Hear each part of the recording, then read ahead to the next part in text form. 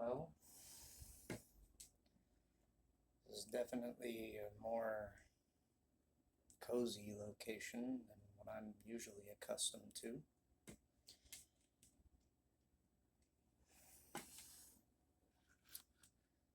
I'm assuming this is your household? Hmm. A little bit of a fixer-upper, but that's just my opinion. Who am I? Hmm. Not to revel much in mystery and whatnot, but I'll be honest, it's kind of difficult to put a name on it.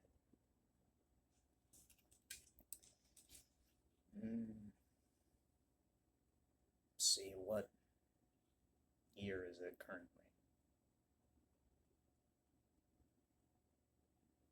25.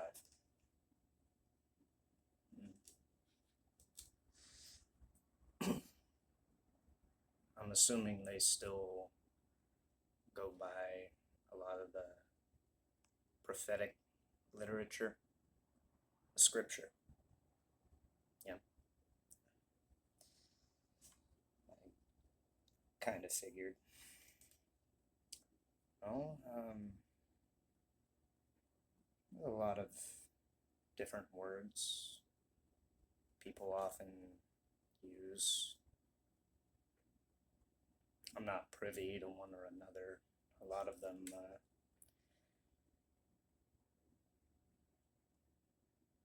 end up getting kind of coiled and entangled in the mix of labels, and I'm not really particularly fond of labels, to be honest. Um,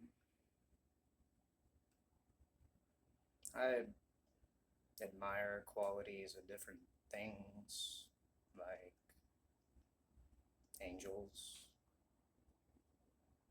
I've been called demon on occasion, but I think that's more out of wanted speculation of forlorning individuals seeming to pop up out of nowhere.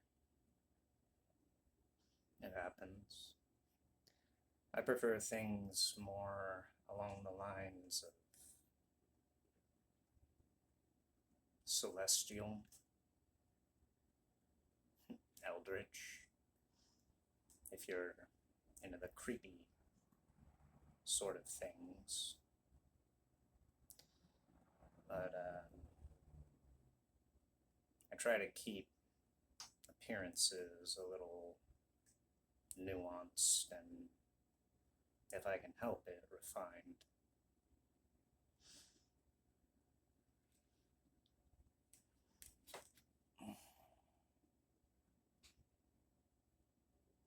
Why am I here?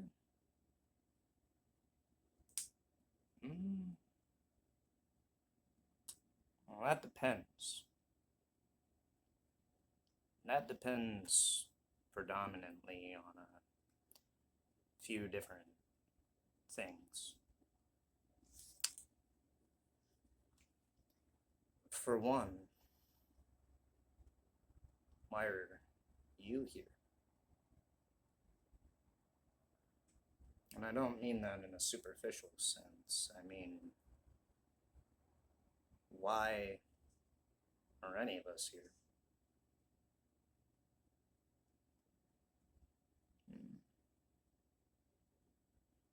Sometimes a mystery is half the fun. Sometimes the quality of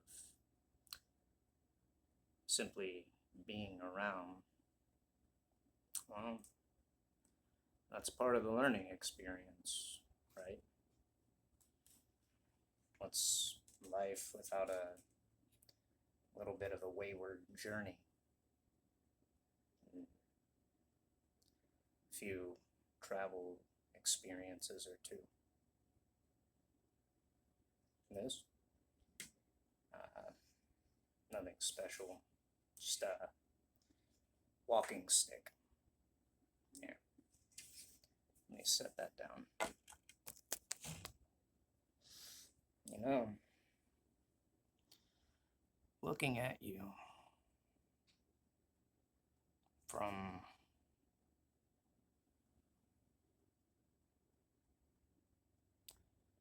these different angles, I can't help but notice and kind of get the feeling that there's some kind of forlorn quality about you. It's like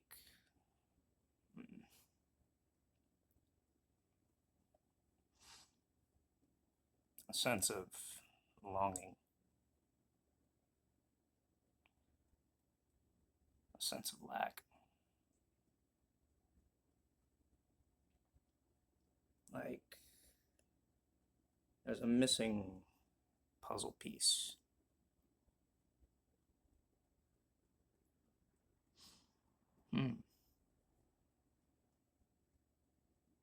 Something bothering you?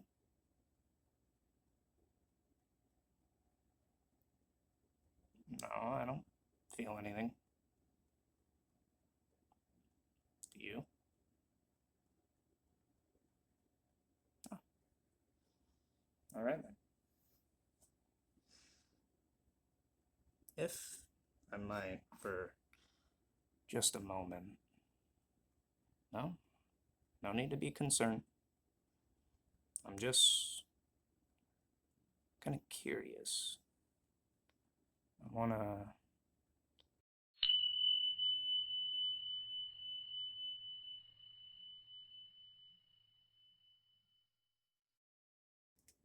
Oh.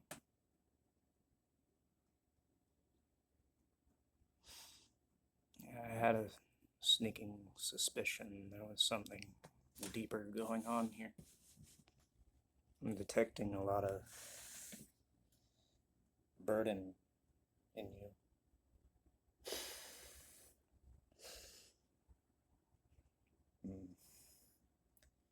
Well,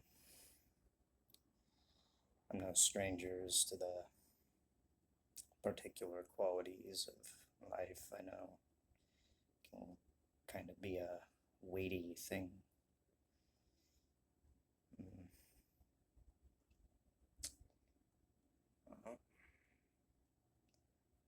If we're both looking for answers to rather curious questions,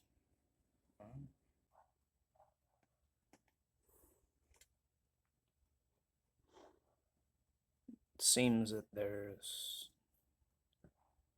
some fragmentation permeating your mental faculty, but even deeper than that, much deeper than that, it's something here, isn't it?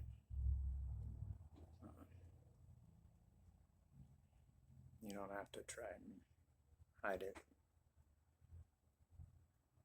There's something pulling. No. Something gnawing. Something feeding. Not just on the mind, on the heart.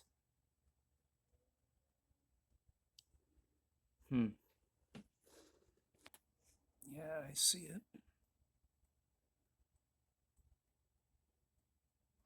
There's a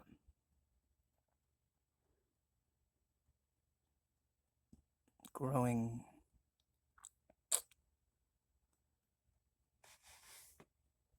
slowly growing root that's pushing and pulling on this.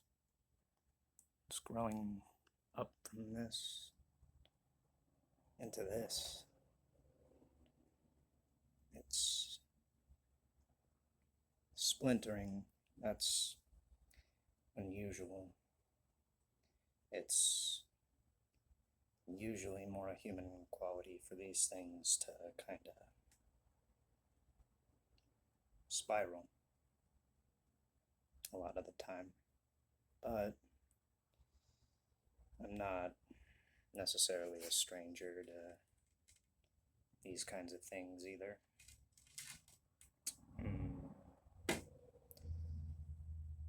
I've seen this before. Do I care to explain? Well, how to put this lightly? Well, it's not necessarily a big problem, but it's more on how we approach it, how we kind of guide the understanding of this. Because, well, in a way, it's a play on your relation to your current understanding of the world that we're talking about. How you see and experience things. There's a missing piece. There's a missing component in your architecture, your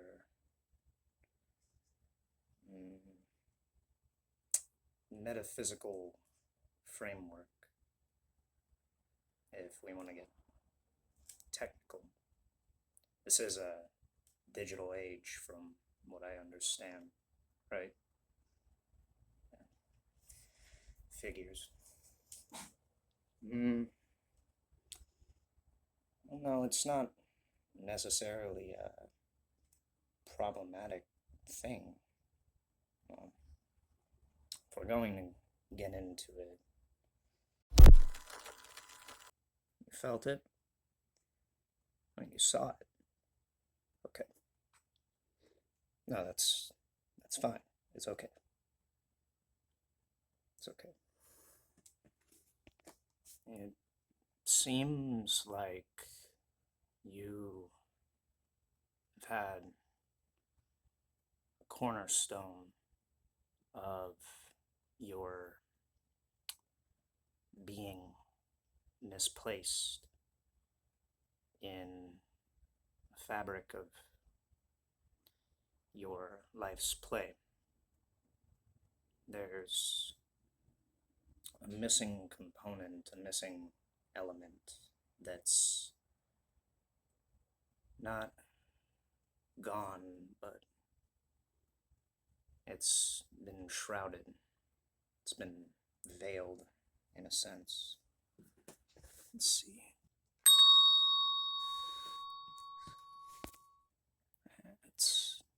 It's what I thought it was.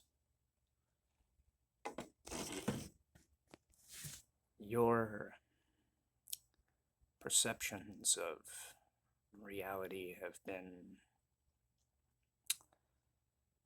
overlaid.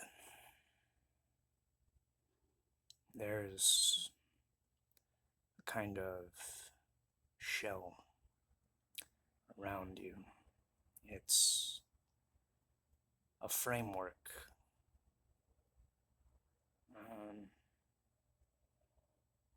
Let's see, it's a digital age. Think of like the frame around Avatar.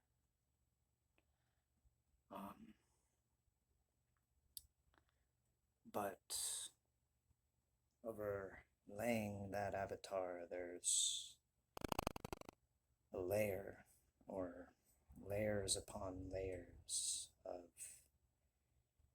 these concepts, ideas, and you have, in a sense, been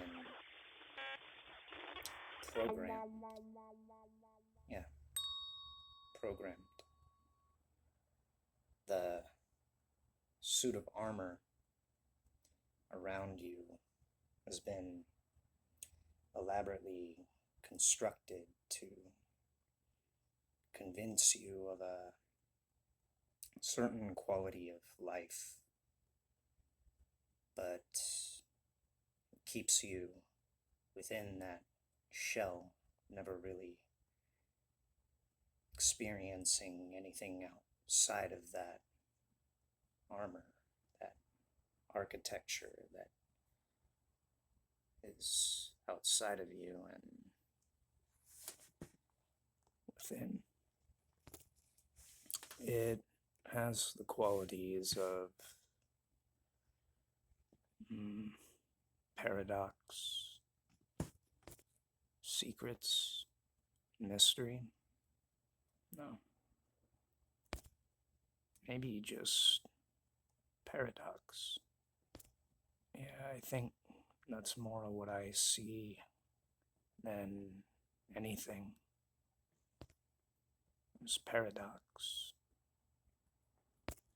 How does a being survive in a world where they are confined and kept from thriving, kept from bringing their light into the world?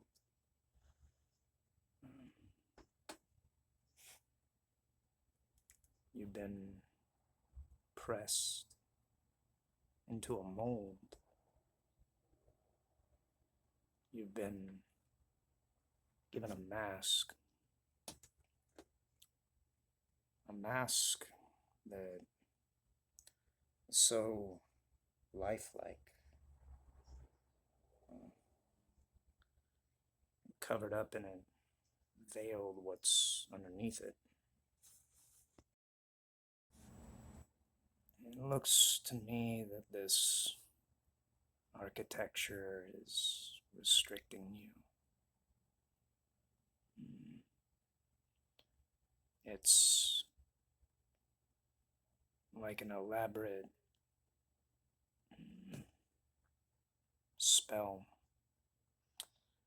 or some kind of magic.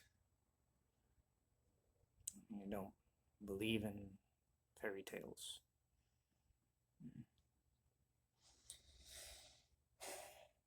Well, you're not the first. Oh. It has less to do with believing in one thing or another anyway. It has more to do with perceiving. Your perceptions have been confined behind this armor, behind this mask for so long. It's not like you've forgotten. It's like you were never taught. Oh, yeah. That makes sense. You were never taught how to embody. You were never taught how to ground yourself.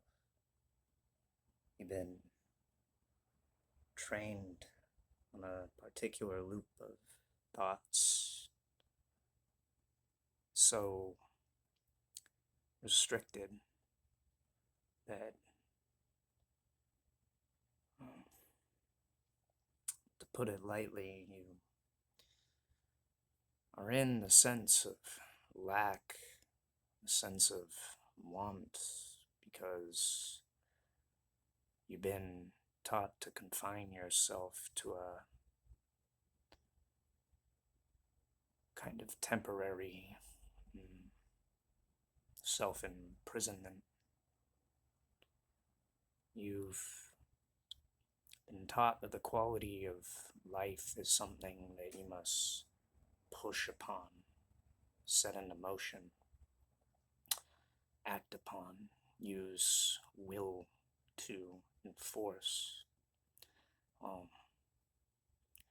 That's not quite how life works. Life is more a quality of many different forms. It's energy in motion.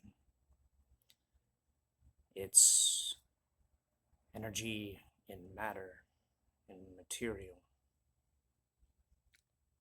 And in a lot of ways, we can act upon it. We can press upon it, reach out and experience that touch, that connection, that quality of being alive. But it's not just these qualities that make life. In fact, life has little to do with these qualities. The external, the gates of the senses, in a lot of ways, they let the world out more than bring your perception of the world in. They act as conduits for creating a picture of the experience, but much like my hood, these senses are often confined to a more peripheral borderline, a boundary. And if you permeate your life and your experience for a prolonged period of time within those boundaries, you are, in a lot of ways, you often get caught in the wake of experiencing phenomenon in the world as something other than you, something foreign to you, something different. You create a kind of illusory line of thinking that sees you as something separate from the world around you, when in reality, life is more like being one drop of water coming up to the surface, pulled against gravity by motion and flung into the open air, only to see the vast ocean around it. And then it's the quality of life, much times to our tremendous sorrow, we find it drops away like death back into that ocean.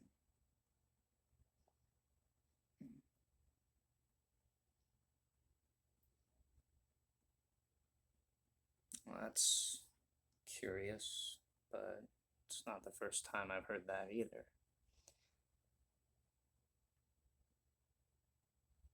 You say you're not interested in death?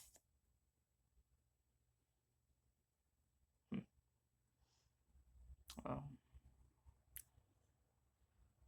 I hate to break it to you, but if you look around the world and everything in it, a lot of things decay, a lot of things fall away. Death is kind of a natural thing, you know. It's a quality of life, not something separate from it.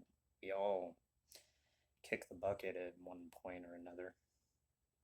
It's not really anything to be afraid of, really. It's like taking off a set of clothes. Or, in a lot of cases, a lot of people don't think about it. Death is like realizing that you were wearing the clothes of life the whole time, and much like your condition, you got lost in the play of masks and the bits and baubles that come along with that, playing the role. But it's the thing behind the mask. It's the quality behind the mask that is eternal. You know that, right? No. No, death is not the end. Death is just part of nature. It's a quality that exists just as a byproduct of how this world is. I mean, all this was around before you got here, right? It's still gonna be around when you or I or any one of us, kind of vacate the premise, if you know what I mean. Think of it like digital era.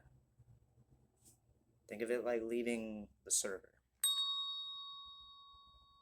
Yeah. Oh, yeah, see. That's a little easier to get, huh? Makes a little more sense. This experience, it's not eternal, but that's what makes it precious. And if there's an experience as vast and encompassing as this, that you can even get shaken up and lost in enough to really forget who and what you really are, well, who's to say we're not all just kind of playing roles? Maybe it's more like a stage in a big game. Maybe there's a lot more stages than what we think is just on the surface. Is that comforting? I would hope so. Let's see. No, don't worry. I'm running a prognosis for you. I get the sneaking suspicion I might know what's going on here. Maybe how to fix it a little bit. Let's see. Yeah. Oh, it's a simple fix. You were taught the qualities of what make a life, but not really allowed to explore what life actually is. It seems you were taken into a particularly complex learning curve, probably at an early age. You essentially were given the role of a human being before you really were taught and able to understand what a human being was, but that quality, it's not lost, it's just buried, kind of rooted in a lot of muddled and muddied waters of thoughts. Your subconscious is stirred, and dust, it's having a hard time settling because you've been taught in a lot of ways to just keep going, to continue the loop, without really escaping it. And that's been wearing you down. Is it a bad thing? No. On the contrary, actually. You're, in a sense, crystallized, and the cracks in the armor are beginning to show, and it's the qualities inlaid within you that have been suppressed and repressed that are steadily beginning to break through that armor. Your light, that's just beginning to peek through, slowly but surely, ever so slightly. Not lost, just buried, just waiting to be tilled like soil, waiting for a new seed to be planted. Nothing more, nothing less, just a quality of needing a little bit of mending and a little bit of tending to. How's anything to grow on the planet if it's not planted in fertile soil? How can one reap the benefit of a harvest of crops if it's built on a foundation of silt and sand? And in a lot of ways, it's like you've been living in a sand castle, but waves are starting to steadily encroach and approach and take that back to the base elements. That's what I see going on here, and in a lot of ways it makes sense why I felt called.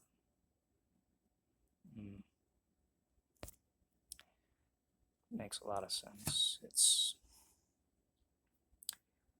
like a little death is happening within you. No, it's not bad. It's not a bad thing.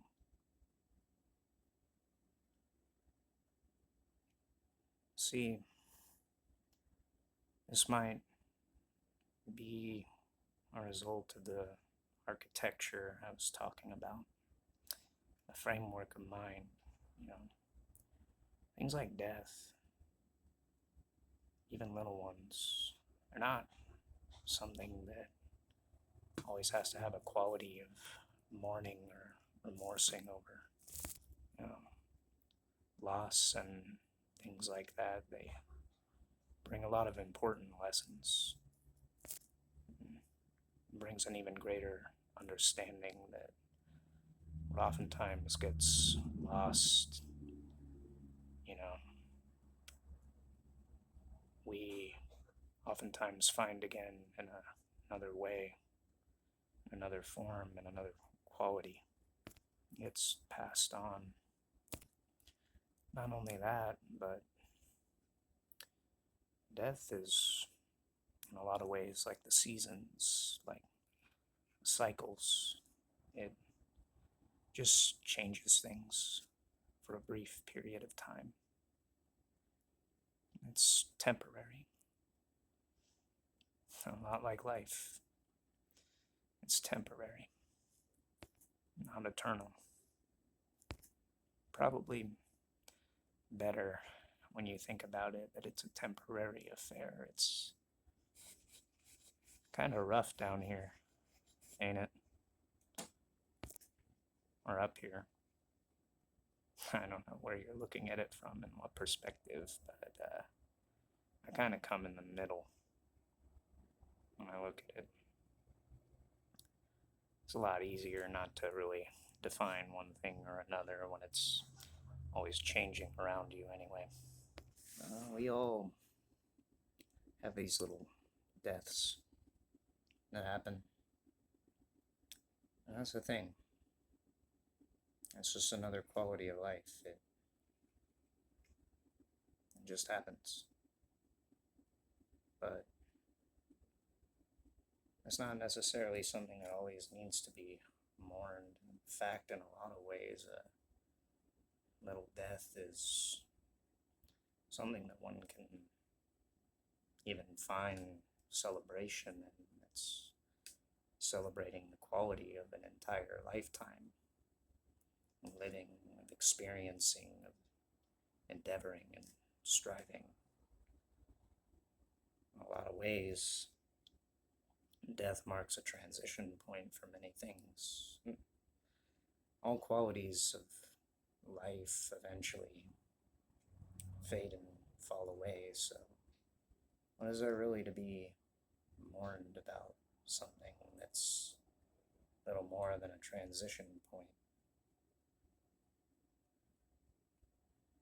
Nothing's really lost, it's just a perception of something yet to be found again, rediscovered, rekindled.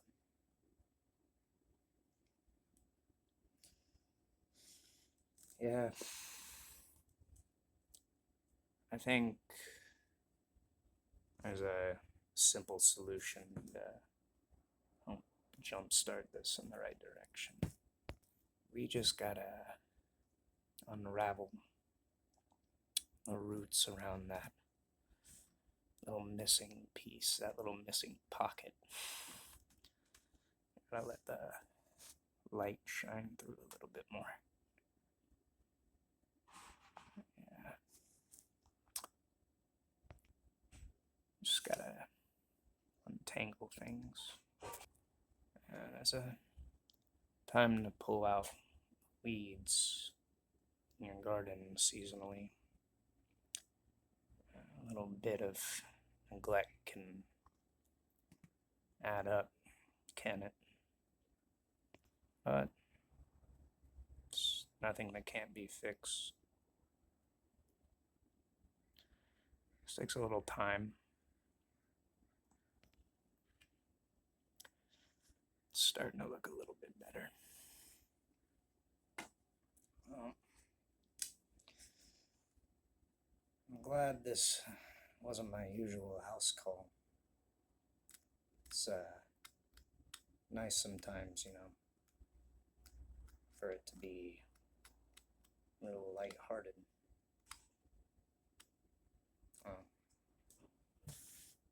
In all honesty, I think you're gonna be okay.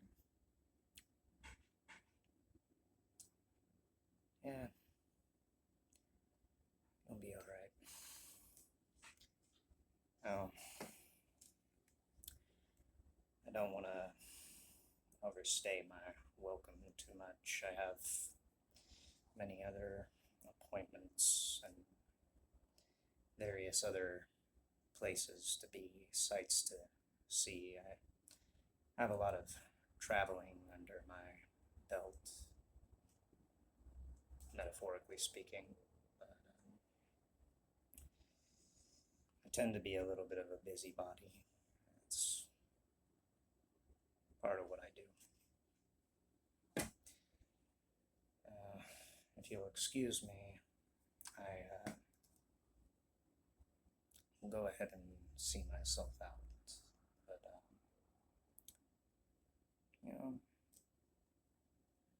a certain quality underneath all what you got going on. I see it, even if you don't. Something pretty unique under all that. Might just take a little digging to figure out what it is. And unfortunately, that's not my job. That's more on you. But what, in the short span of time we've been here and we've gone through, I think you're more than capable. Now, if you'll excuse me, I'll get on with my business. I got a couple other stops to take care of before the night sets in.